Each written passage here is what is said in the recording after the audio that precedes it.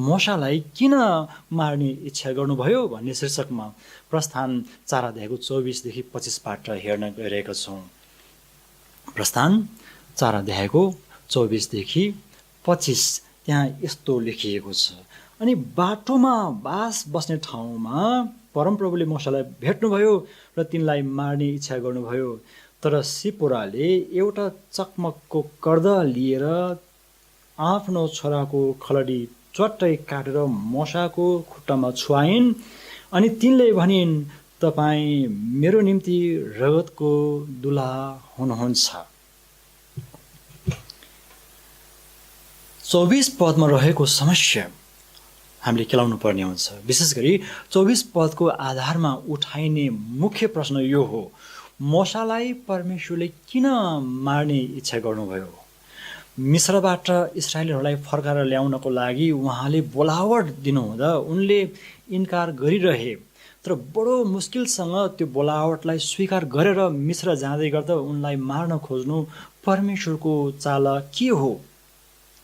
अर्को प्रश्न, खतना नगर्ने छोराको कारण बाउलाई मार्न खोज्नु कहाँसम्म बाइबल सम्मत दण्ड हो? बरु खतना नभएको छोरालाई पो दण्ड दिनुपर्ने होइन र? यी बाहेक अरू पनि प्रश्नहरू उठ्न सक्दछन्। अब हामी सम्भावित व्याख्यातिर लागौँ। कतिले 25 पदलाई आधार बनाएर यसो पनि भनेका छन् कि पहिला नै मोशाले छोराको खतना गर्न खोज्दा श्रीमती सिपोराले नमानेको र मोशाले पनि उति जोड नदिएको कारण छोरो बेखतना नै रहे।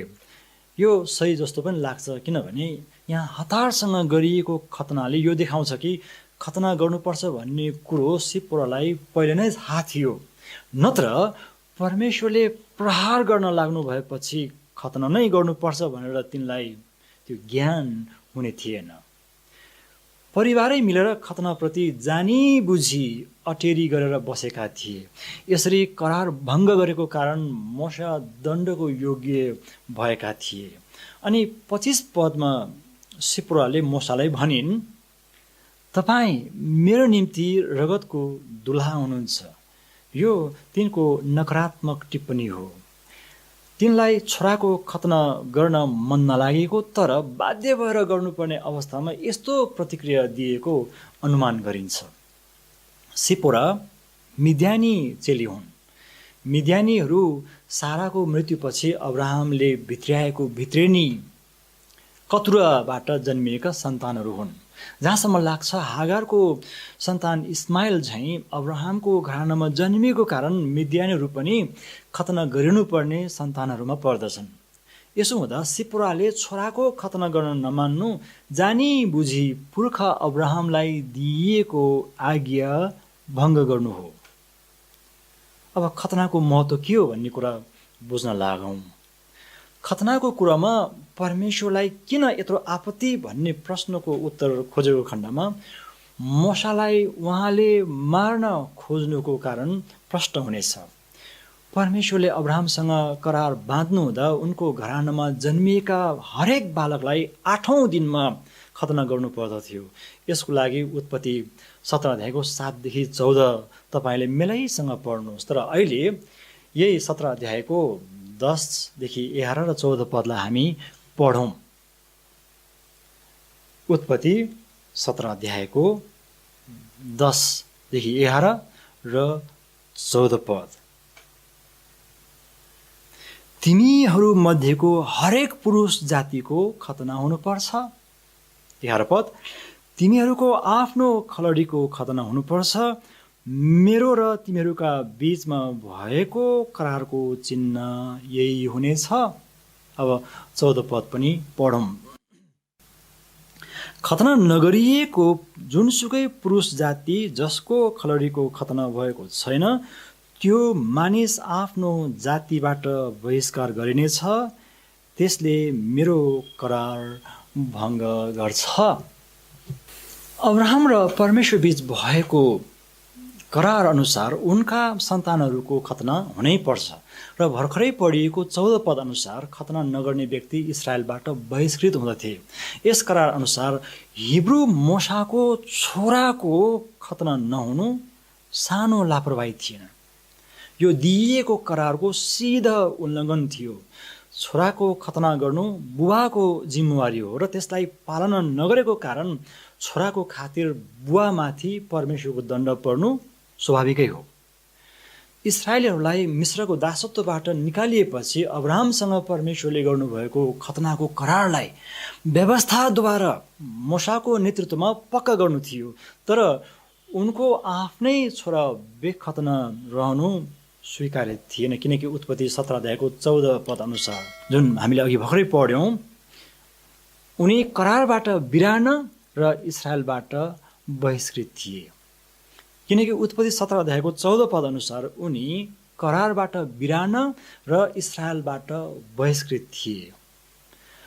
प्रस्थान 4 को 24 देखि 25 राम्ररी बुझ्नको लागि यसैको अघिल्लो 22 देखि 23 पदहरूलाई निहाल्नु पर्दछ।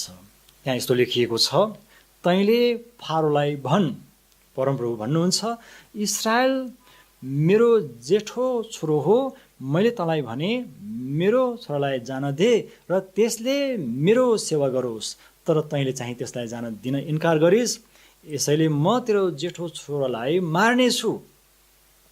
त्यसपछि मात्रै 24 पद सुरु हुन्छ।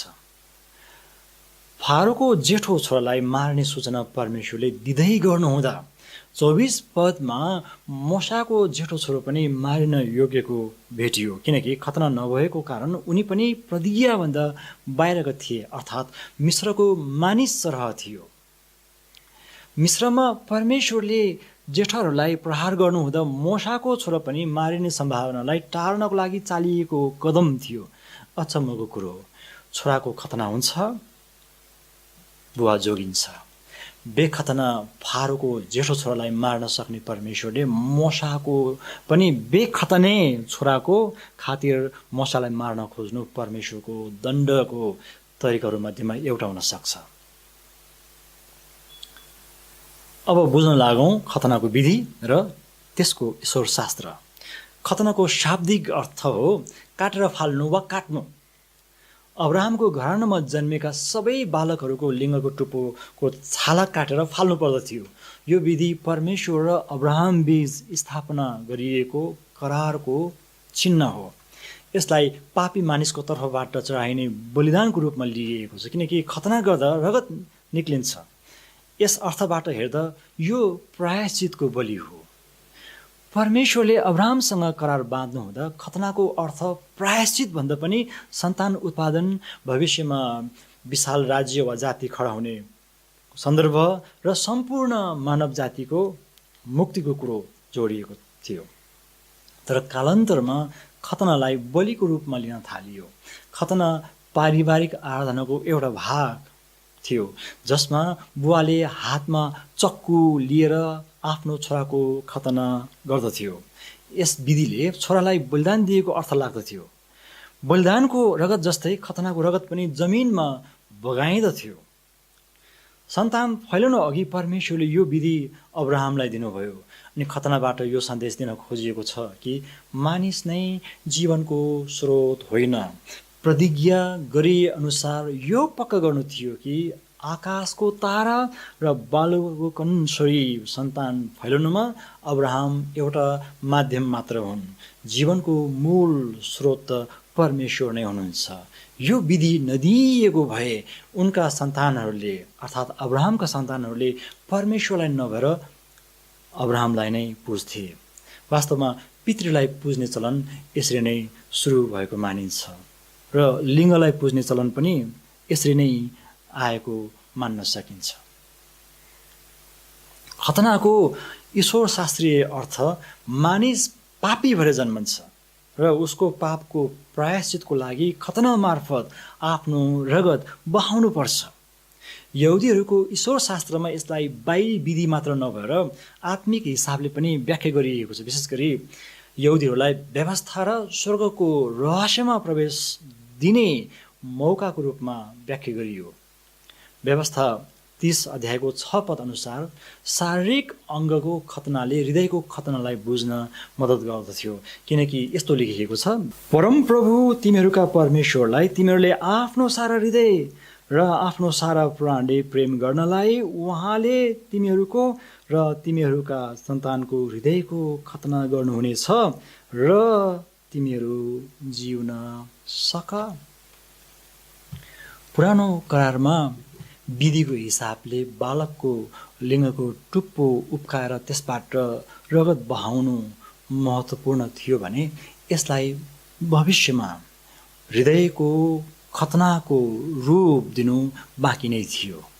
यो प्रायश्चितको विधिलाई बुझ्नेहरूले मात्र येशूको प्रायश्चितको बलिदानलाई बुझ्न सक्दछन्। यसकारण मोसाले खतनाको विधिलाई इन्कार गर्नु भनेको आउनु हुने येशूबाट भविष्यमा मिल्ने उद्धारलाई इन्कार गर्नु हो, जुन दण्डको लागि भागीदार बन्नु हो।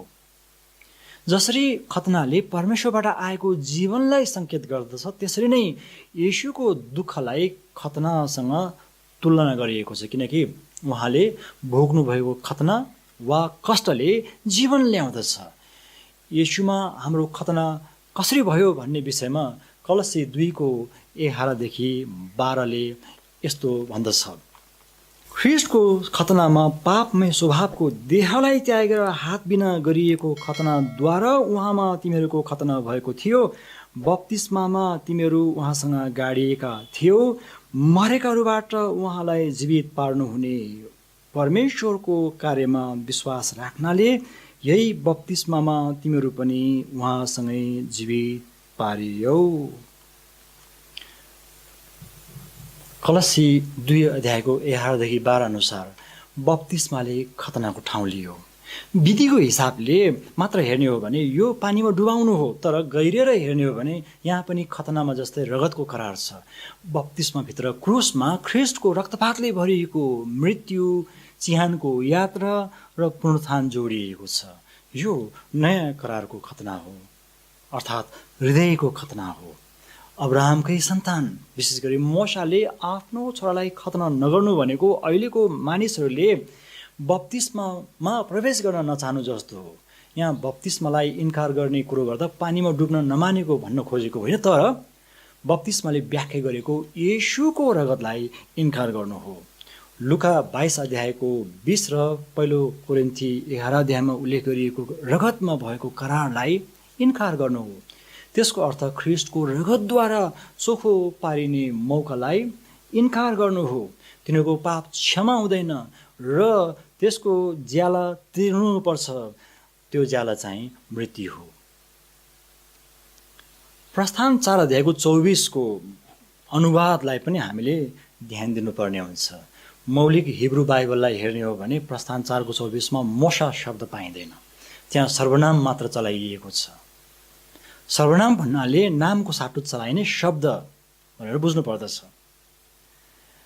जस्तै मोसालाई ऊ, उनी, तिनी, यिनी आदि पनि भन्न सकिन्छ। परमेश्वरलाई उहाँ भन्न सकिन्छ।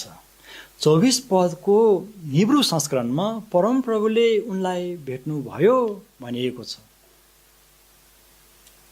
तर नेपाली र अङ्ग्रेजीका विभिन्न संस्करणहरूमा यस वाक्यांशलाई परमप्रभुले मोसालाई भेट्नुभयो भनेर अनुवाद गरिएको छ। त्यसै गरी तिनलाई मार्ने इच्छा गर्नुभयो भनेर अनुवाद गरिएको छ। यहाँ उल्लेख गरिएको तिनले मोसा मात्र नभएर उनको छोरालाई पनि जनाउन सक्छ। 25 पदमा छोराकै खतना गरिएको स्पष्ट छ, तर काटिएको त्यो छाला मोसा वा परमप्रभु मध्ये कुन चाहिँको खुट्टामा राखियो भन्ने कुरो बताउन गाह्रो छ। जहाँसम्म लाग्छ पछिल्लो वाक्यको कारण मोसाको खुट्टामुनि राखिएको हुनुपर्छ। यसकारण परमेश्वरले मोसालाई नभएर उनको छोरालाई मार्न खोज्नु भएको पनि हुन सक्छ। त निष्कर्षमा भन्नुपर्दा पहिलो कुरो, मोसा नभएर परमेश्वरले उनको छोरालाई मार्न खोज्नु भएको हो पनि भन्न मिल्ने ठाउँ छ, किनकि उनको खतना भएको थिएन। दोस्रो कुरो, छोराको खतना नभएको कारण मोसालाई प्रहार गर्न खोजिएको भन्न मिल्ने अवस्था पनि छ। यो परमेश्वरको करार हो। मिस्रमा गएर अब्राहमका सन्तानहरूलाई छुटकारा दिनलाई खटाइएको प्रतिनिधि मोसाको आफ्नै छोराको खतना नहुनु परमेश्वरको प्रतिज्ञाविहीन बन्नु हो वा करारभन्दा बाहिरको बन्नु हो, जुन दण्डनीय छ। पहिलो तिमोथी 3:4 अनुसार अगुवाको आफ्नो घर परिवार र छोराछोरीहरू परमेश्वरको आज्ञामा डोरिएको हुनुपर्दछ। नत्र हिब्रू 10:30 अनुसार परमप्रभुले आफ्ना मानिसहरूको इन्साफ गर्नुहुनेछ। मोशाको सम्बन्धमा यो लागू हुँदछ।